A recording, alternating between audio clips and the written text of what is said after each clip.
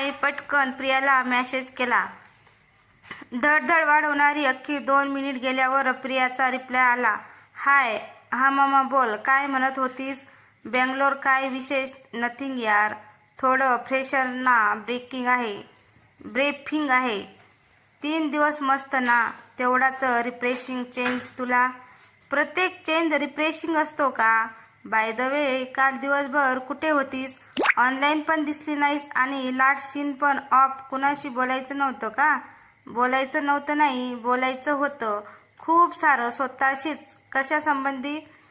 सोड ना, तू सांग. How is the site outside the window? मस्त. जस्ट सनराईज होतोय. थांब, तुला फोटो पाठवतो.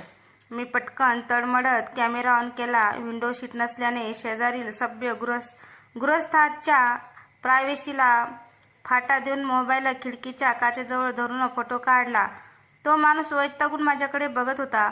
तेथे काउंटरला शहाणपणा करून विंडो सीट घेतली नाही आणि आता दुसऱ्यांना त्रास देऊन फोटो काढत होता. म्हणून फोटो अटॅच करणार त्याआधीच प्रियाचा मेसेज आला. फोटो नको पाठवू, तू सांग ना तुला सनराईज कसा दिसतोय ते. बरं, मला ना बऱ्याचदा असं वाटतं की आपलं लाईफ जसं असतं ना तसंच आपल्याला जग दिसतं. म्हणजे बघ ना, मगाशी टेक ऑफ करताना आकाशात सगळे पावसाळी काळे ढग दाटले होते. खूप डिप्रेसिंग हवा होती. पण आता सगळीकडे स्वच्छ सूर्यप्रकाश आहे. काळे ढग तर मागे पडले. तो मस्त गोल्डन सूर्य बघितला ना तर काय. नेहाची एक फ्रेंड आहे. मी तिला पहिल्यांदा भेटलो होतो ना तेव्हा तिने कानामध्ये एक मस्त डायमंडच्या रिंग्स घातल्या होत्या. सूर्याच्या प्रकाशात इतक्या मस्त गिल्टर व्हायच्या ना, मला त्याचीच आठवण झाली आहे. ओ, कोण फ्रेंड रे? मी ओळखते का तिला?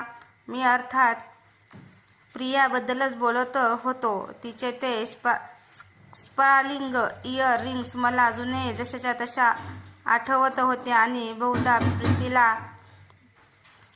नक्कीच कळलं होतं की मी तिच्याबद्दलच बोलतो आहे.